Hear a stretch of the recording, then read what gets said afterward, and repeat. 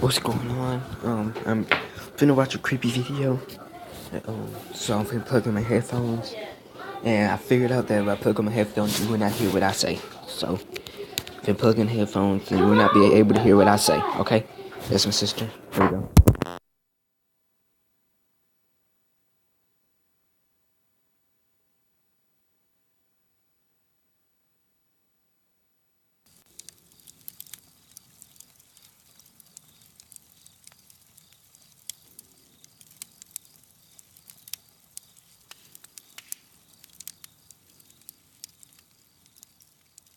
I used to play basketball back in high school.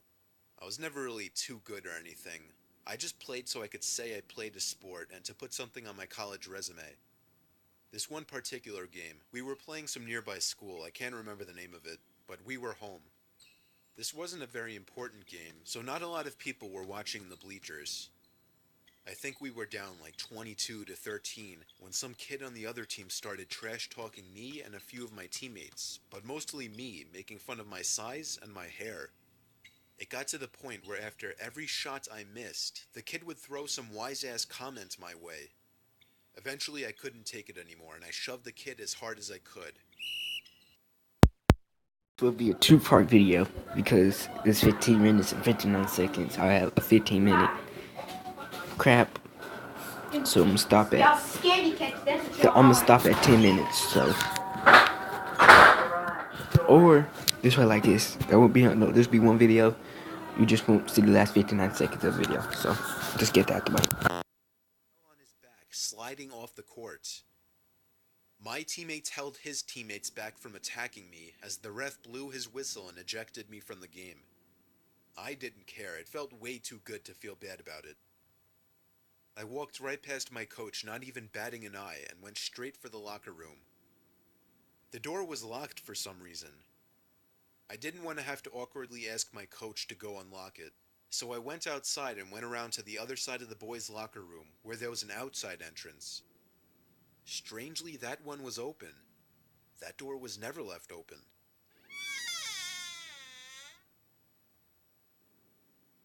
As I stepped into the locker room, I realized it was as cold in there as it was outside. The door must have been open all game. The lights also weren't on, and I didn't have my phone on me, so I couldn't use the flashlight or anything. I shut the back entrance door and began feeling around the walls like a blind person, looking for the light switch. Over the sound of my skin rubbing against the brick wall, I heard a locker click. The sound of one of the lockers closing. I confidently called out, "Who's there?" assuming it was one of my teammates. No reply. It was dark in there, but not the kind of dark where you can't see anything. I began a slow walk down past the aisles, scanning each one for anybody who could have made that sound. And all the while I heard footsteps in the room, so I knew I wasn't alone. I got to the last aisle and saw for a mere second at the opposite side of the aisle someone really big moving behind the lockers as if they were hiding. I felt my heart skip a beat and was officially freaked out, so I decided to just leave and wait for the game to end to get my stuff. I made my way to the main entrance and tried to pull the door open, but it was locked from the inside too. I found the light switch right next to the door though, and the return of light made me feel a little better. With the light on, I gained the When he turned that light on, it scared me shitless. Why am I watching this fucked up shit?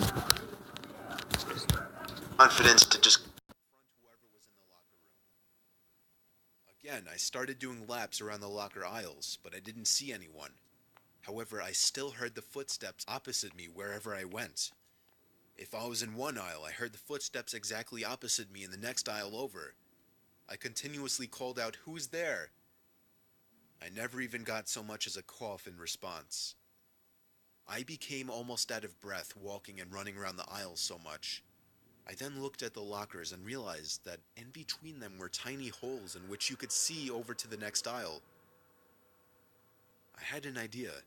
I could peek through one of those holes and see who was on the other side. and so I quietly got on my knees and put my eye up to one of the holes. At first, all I thought I saw on the other side was darkness, as if something were blocking it. But I quickly realized what it was. What I was looking at through that hole was an eye.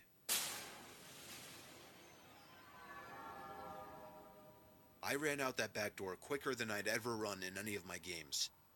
When I went up to my coach, who understandably looked annoyed at me, I told him there was someone in the locker room.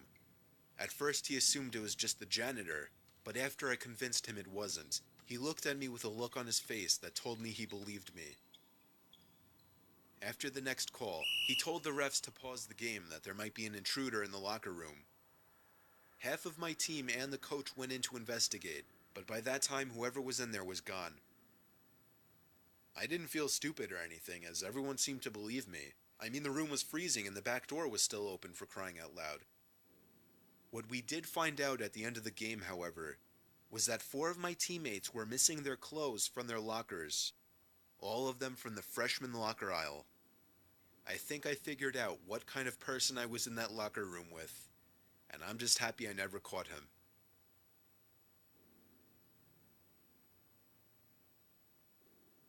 My brother's a hockey player, but he's only 13 years old, so I have to drive him to his games and practices a lot. His team always plays in an outdoor rink, so it usually gets really cold out. A couple weeks ago, I took my brother to his game, and since I usually get bored when I stay at his games, I took my girlfriend Michelle to watch with me.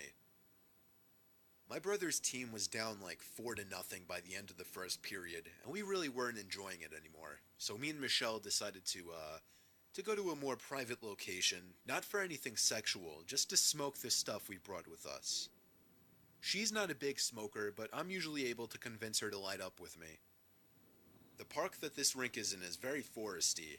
About half of it is nothing but dense forest.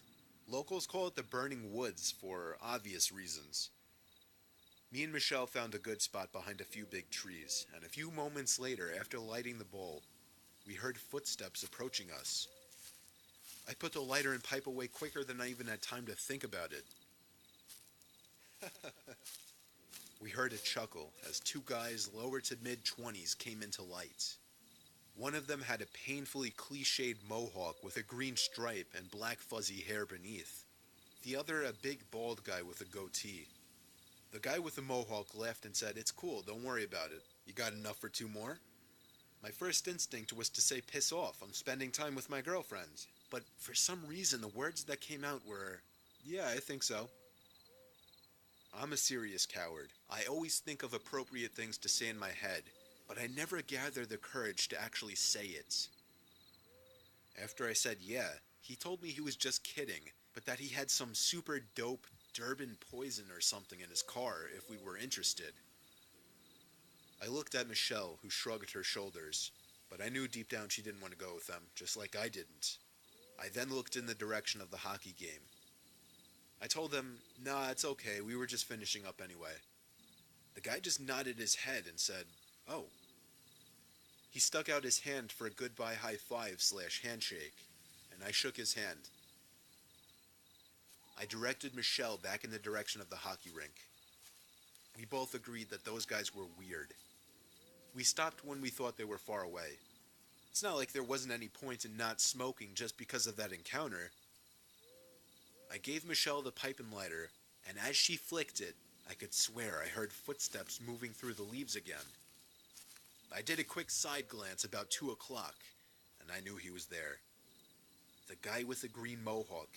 He was standing behind a tree with his head just kind of peering out from it. I did that thing with my eyes, looking over in that direction to kind of hint at it to Michelle.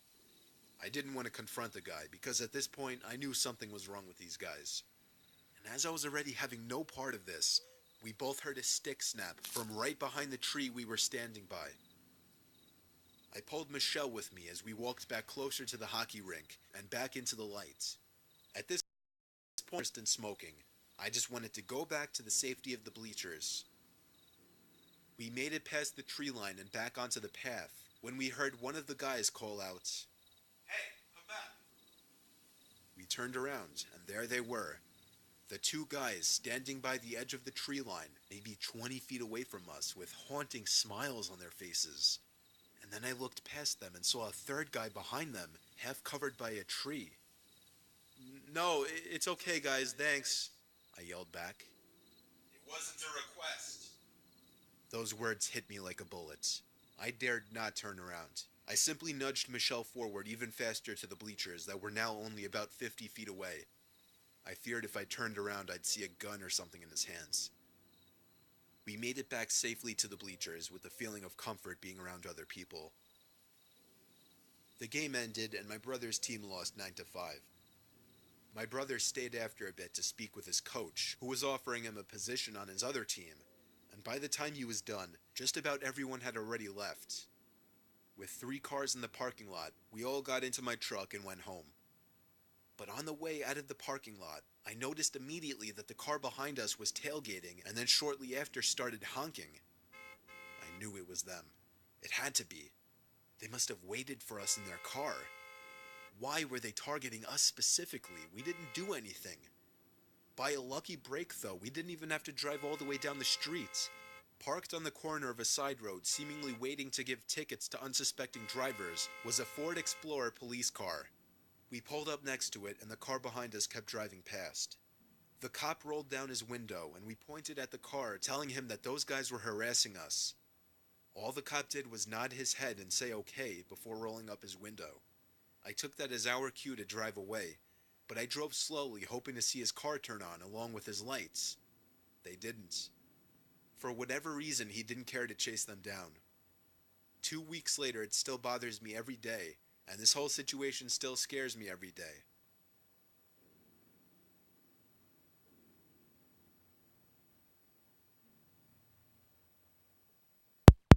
See it? Nope. Not watching the last one. Crap. You want to see the full video? Go to Good Mission Nightmares channel. Watch it.